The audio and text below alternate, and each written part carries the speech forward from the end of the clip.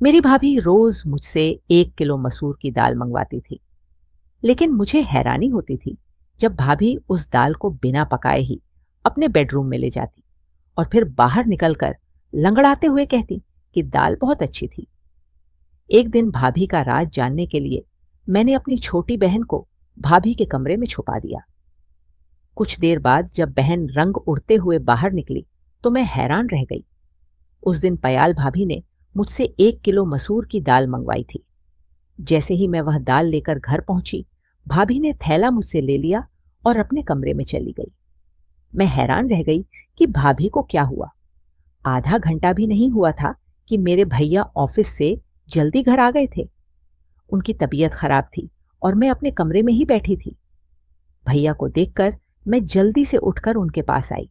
मुझे उनकी चिंता सताने लगी थी, लेकिन उन्होंने कहा, थोड़ी देर आराम करूंगा, ठीक हो जाऊंगा।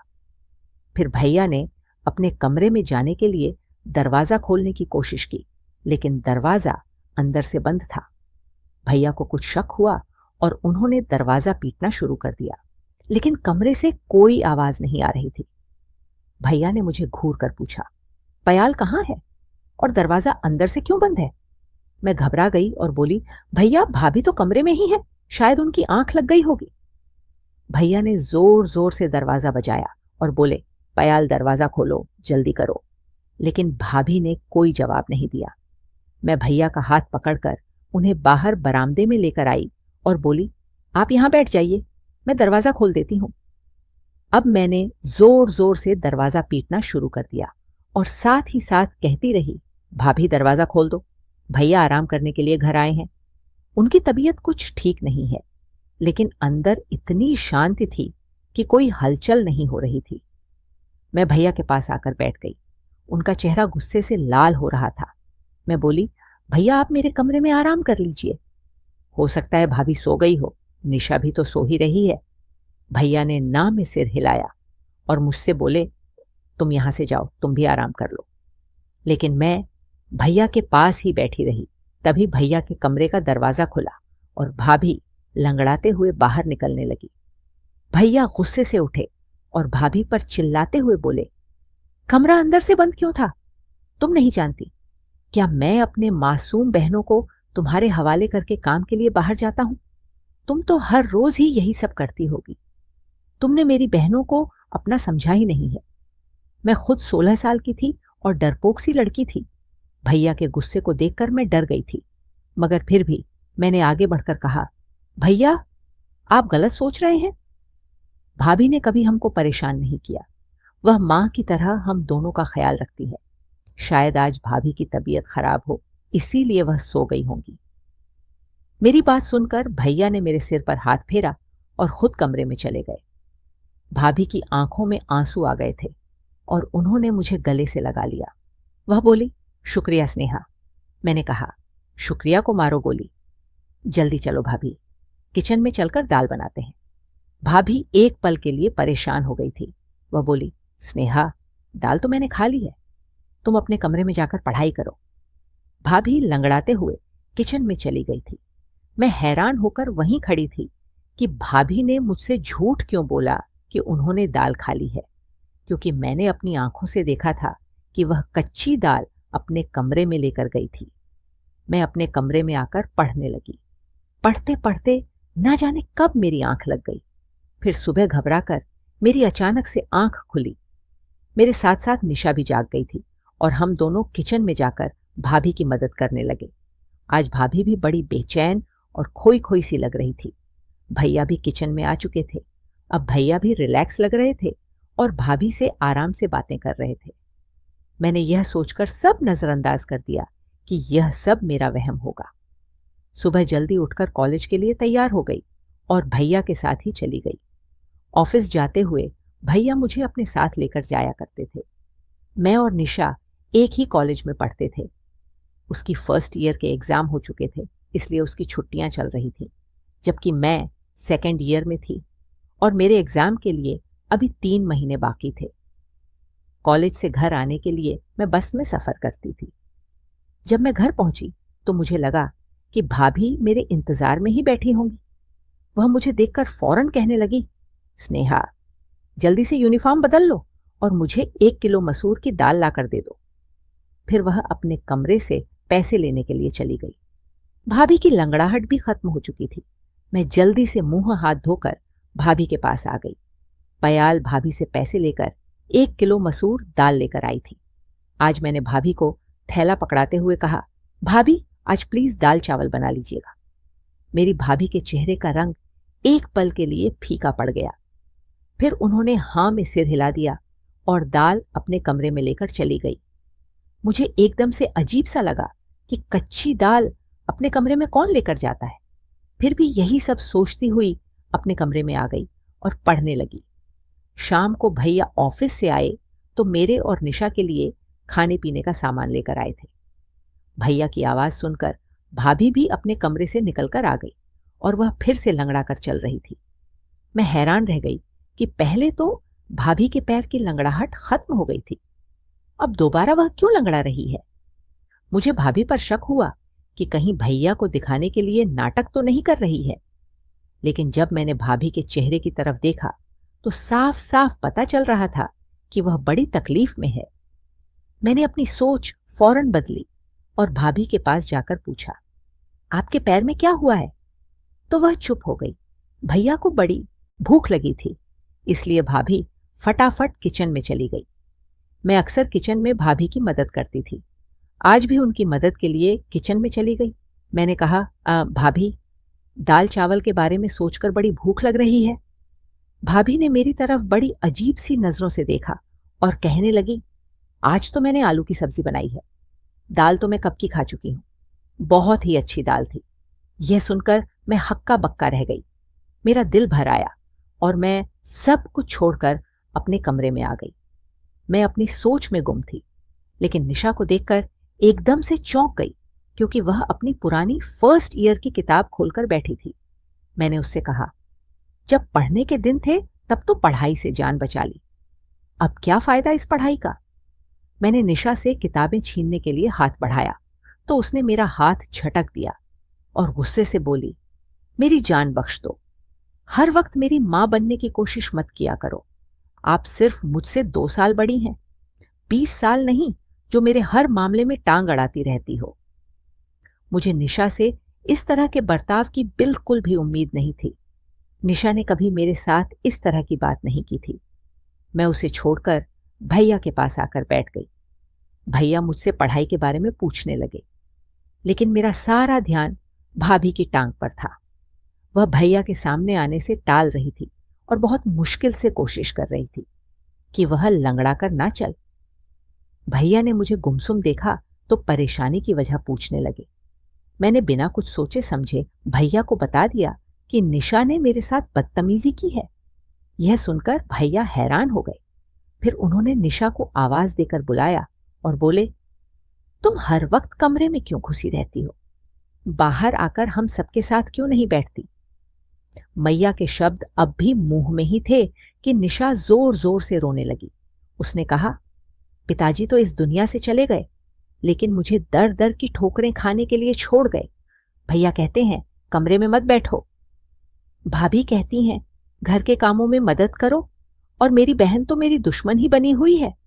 भैया निशा की हालत देखकर हैरान रह गए। फिर वे उठे और निशा को गले लगाकर प्यार करने लगे और बोले, निशा तुम जानती हो कि मैंने तुम्हें हमेशा अपनी बेटी समझा है, फिर तुम इस तरह की बातें क्यों सोच रही हो? निशा बिना कुछ बोले रोती रही। हम सब भी परेशान हो गए। अचानक उसने अपने आंसू पोंछे और हमसे माफी मांगकर कमरे में चली गई। भैया ने भाभी को आवाज देकर बुलाया और बोले, पयाल निशा घर में ही रहती है, फिर भी इतनी चिड़चिड़ी क्यों हो गई है? भाभी का चेहरा एकदम सफेद पड़ चुका था। वह डरी हुई लग रही थी। उन्होंने कहा, सुनील निशा हर वक्त कमरे में ही बैठी रहती है। मैंने उसे एकद बार कहा कि घर के कामकाज में मदद कर दिया करो। शायद उसे मेरी बात बुरी लगी होगी। भैया कुछ सोचने लगे और मुझे ऐसा लगा जैसे पयाल भाभी हमसे कुछ छुपा रही है। अगले दिन भैया हमारे कमरे के लिए टीवी, अच्छी अच्छी फिल्में, किताबें और नोवेल्स लेकर आए और निशा के हाथ में थमा दिए। फिर कैरम भाभी के हाथ में देकर बोले, पयाल तुम और स्नेहा कैरम खेल लिया करो। भाभी भी मुस्कुरा गई जब मैं कमरे में आई तो निशा बड़ी जोश में थी। उसने कहा, अब मैं सारा दिन फिल्में देखूंगी, तुम पढ़ाई में ध्यान लगाओ। भैया निशा के लिए बच्चों वाली फिल्में भी लेकर आए थे। मैं देर रात तक पढ़ाई करती थी। एक दिन मैं पढ़ाई कर रही थी, तब मैंने भाभी को अपने कमरे से निकलते हुए देखा। वह तेज कदमों से छत पर चली गई। ना जाने इतनी रात को छत पर क्या करने गई थी। मैं परेशान हो गई और सब कुछ भूलकर बाहर देखने लगी। लगभग 1 घंटे बाद भाभी अपने कमरे में वापस चली गई। मैं कॉलेज से जैसे ही वापस आई, भाभी ने मुझे पैसे दिए और फिर से 1 किलो मसूर दाल लाने के लिए भेजा। जब मैं कपड़े बदलने कमरे में गई तो देखा कि निशा फिर से फर्स्ट ईयर की किताबें पढ़ रही थी। मुझे देखकर वह चौंक गई और किताब सहित कमरे से बाहर निकल गई। मैंने सोचा, पहले भाभी की दाल ला देती हूं, फिर निशा को देखूंगी। जब मैं दाल लेकर आई तो भाभी ने थैला मुझसे ले लिया और बिना कोई बात किए अपने कमरे में चली गई और दरवाजा बंद कर लिया। मैंने सब कुछ नजरअंदाज किया और निशा की खबर लेने के लिए कमरे में गई। निशा ने मुझसे कहा, स्नेहा भाभी को यह रोज रोज दाल मत दिया करो। उसकी यह बात सुनकर मैं हैरान रह गई और उससे पूछा, क्यों, क्या हुआ? निशा जल्दी से उठकर मेरे पास आई और कुछ ऐसा कहा जिससे मेरा सिर चकरा गया। निशा ने बताया कि भाभी हमसे छुपकर घर से निकलती हैं और इसी वजह से उनके पैर में चोट लग जाती है। मैंने निशा को कसम देकर मना कर दिया कि फिलहाल इस बात को किसी से भी ना कहे। मैंने निशा से कहा, कल जब मैं भाभी को दाल लाकर दूंगी तो तुम उनके कमरे में छुपकर देखना कि वह दाल कैसे खाती है और फिर लंगड़ा कर क्यों चलती है। निशा ने मेरी बात मान ली और अगले दिन मैंने अपने दिमाग में सारा प्लान फिट कर लिया। घर पहुंची तो भाभी मेरा इंतजार कर रही थी। मैंने भाभी को कहा, दाल महंगी हो गई है, थोड़े पैसे और देने पड़ेंगे। भाभी मुस्कुराकर बोली, मैं अभी लाकर देती हूं। निशा भाभी के कमरे में जाकर छुप गई थी। मैं दाल ले आई थी। भाभी ने खुशी खुशी दाल मुझसे ली और अपने कमरे में चली गई। मैं बाहर बरामदे में बेचैन होकर चक्कर काटती रही। 1 घंटे बाद भाभी के कमरे का दरवाजा खुला और वह लंगड़ाते हुए बाहर आई। फिर भाभी किचन में चली गई और निशा भी उनके कमरे से बाहर निकल आई। यह देखकर मैं दंग रह गई कि निशा भी लंगड़ा कर चल रही थी। मैंने निशा का हाथ पकड़कर पूछा, निशा क्या मालूम हुआ? निशा परेशान लग रही थी। उसने कहा, स्नेहा, मैंने तुम्हें पहले ही बताया था कि भाभी हमसे छुप छुप कर घर से निकलती है। उस खिड़की से निकलते वक्त पैर में चोट लग जाती है, इसलिए भाभी लंगड़ा कर चलती है। मैं भी उस खिड़की से निकलकर भाभी के पीछे जाना चाहती थी, मगर चोट की वजह से वापस आ गई। ये सब सुनकर मैं निशा को लेकर चुप हो गई और सोचा, अब सच्चाई का पता लगाना जरूरी है। निशा और भाभी की हरकतें मुझे अजीब लग रही थी। फिर एक दिन जब भाभी कमरे से बाहर निकली और लंगड़ाते हुए चलने लगी तो मैंने उनसे पूछा, भाभी, दाल कहाँ गई? भाभी ने कहा, वह तो मैंने खा ली, बहुत ही अच्छी दाल थी। ये सुनकर मैं चुप हो गई और भाभी लंगड़ाते हुए घर के काम करने लगी। भाभी को छत पर गए हुए बहुत देर हो गई थी।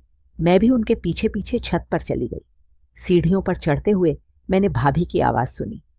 भाभी निशा को बुरी तरह से डांट रही थी और निशा रो रही थी। मेरा दिल अपनी बहन के लिए टूट गया। जब मैं छत पर पहुंची तो भाभी मुझे देखकर डर गई। उन्होंने निशा को गले से लगाया और प्यार से बोली, कैरम नहीं खेलोगी अपनी भाभी के साथ? निशा ने भी अपने आंसू पोंछे और जबरदस्ती मुस्कुराने की कोशिश की। मैंने निशा का हाथ पकड़ा और उसे खींचते हुए नीचे ले आई। कमरे में आकर मैंने पूछा, भाभी तुम्हें क्यों डांट रही थी? निशा घबरा गई और बोली, नहीं तो भाभी मुझे क्यों डांटेंगी? वह तो मुझसे बहुत प्यार करती है। मैंने कहा, निशा, मुझे तुम्हारी मदद की जरूरत है। मैं भाभी का राज जानना चाहती हूं। तुमने जो मुझे बताया था वह सिर्फ तुम्हारा वहम था, लेकिन मैं चाहती हूं कि तुम मुझे असली सबूत ला कर दो।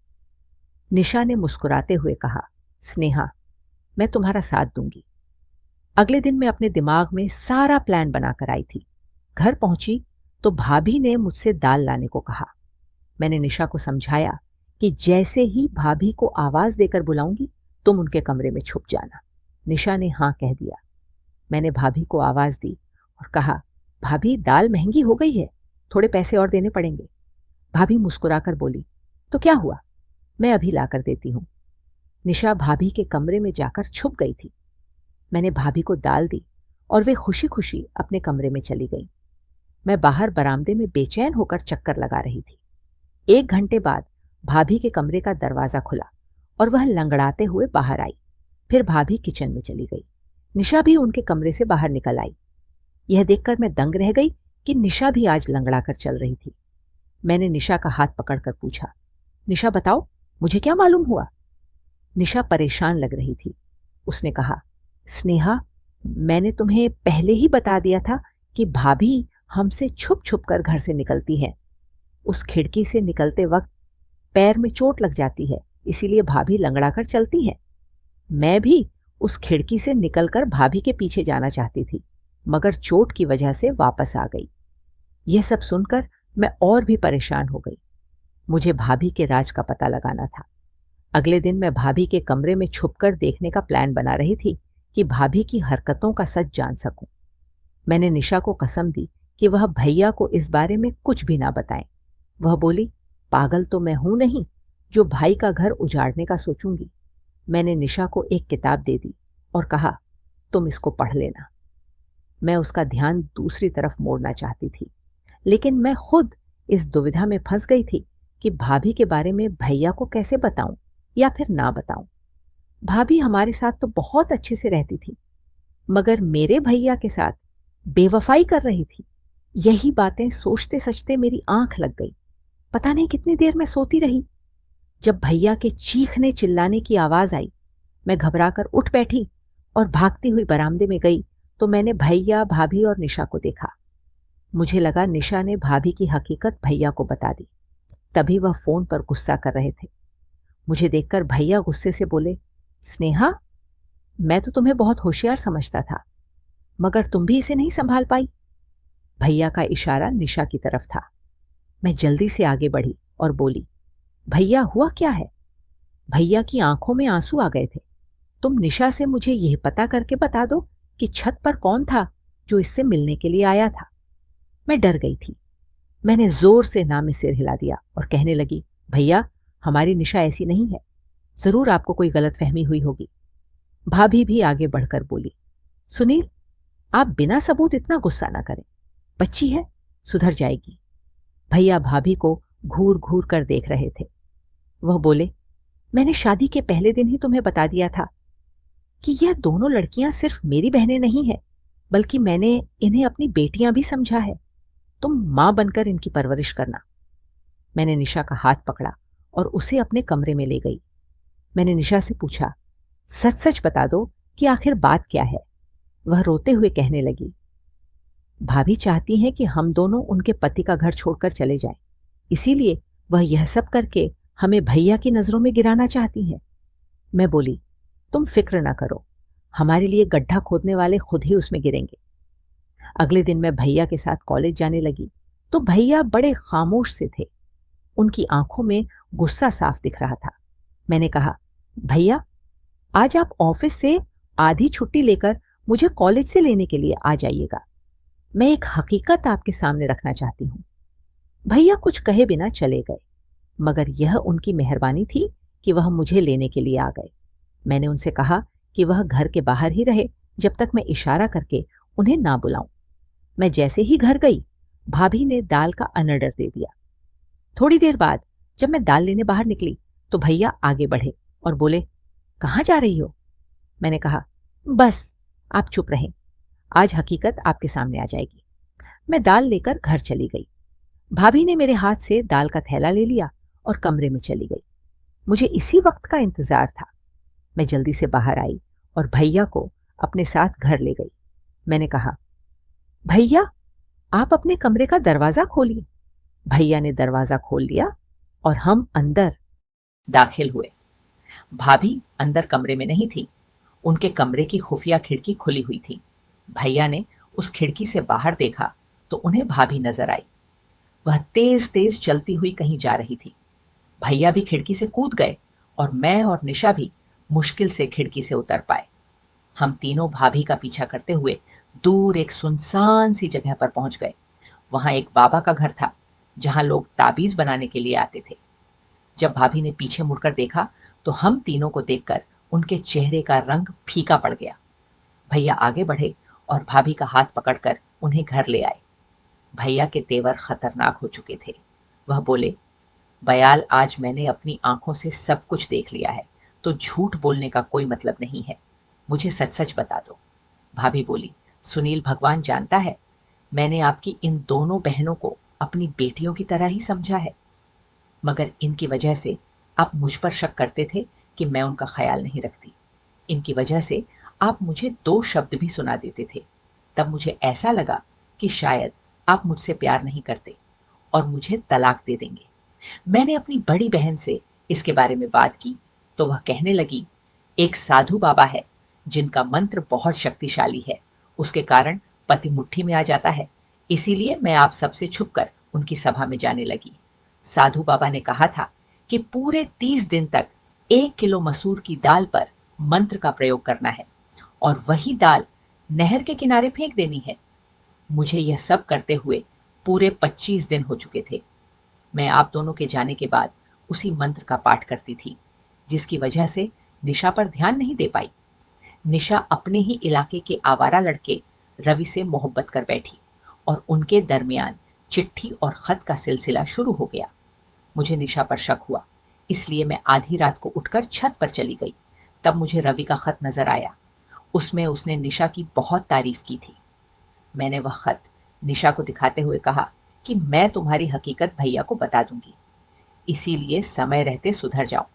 मगर निशा मुझे ही अपना दुश्मन समझने लगी थी। मैं यह ठान चुकी थी कि 30 दिन बाद यह प्रक्रिया पूरी हो जाएगी और मेरी मन्नत भी पूरी होगी। मगर यह व्रत पूरा होने से पहले ही आप मेरा राज्य जान चुके हैं। मैं आपसे माफी चाहती हूँ कि मैं निशा का ख्याल नहीं रख पाई। मैंने निशा की तरफ देखा तो वह शर्म के मारे सिर झुकाकर खड़ी थी। भैया ने आगे बढ़कर निशा के सिर पर हाथ रख दिया और बोले, बेटा, अगर रविता अच्छा लड़का होता तो मैं उसकी शादी तुम्हारे साथ खुद करवा देता, मगर वह बहुत बुरा इंसान है। इलाके की हर लड़की पर उसकी नजर है। निशा रोने लगी और बोली, भैया, घर में सुन्नपन और अकेलापन था, जिसकी वजह से मैं इस गलत राह पर चल पड़ी, वरना मुझे रवि में कोई दिलचस्पी नहीं है। भैया मुस्कुरा दिए। उनके सर से भारी बोझ उतर गया था। फिर उन्होंने हम दोनों को कमरे में भेज दिया। मैंने कहा, भैया, भाभी को कुछ मत कहना, वह हमारी माँ जैसी है। भाभी रोते हुए हम दोनों बहनों के गले लग गई और एक बार फिर हमारे घर में प्यार का खुशनुमा माहौल बन गया। दोस्तों, मुझे उम्मीद है कि आपको हमारी कहानी पसंद आई होगी। अगर कहानी पसंद आई है तो वीडियो को लाइक करें, चैनल को सब्सक्राइब करें और नोटिफिकेशन बेल को ज़रूर दबाएं ताकि अगली वीडियो सबसे पहले आपको मिले। आपको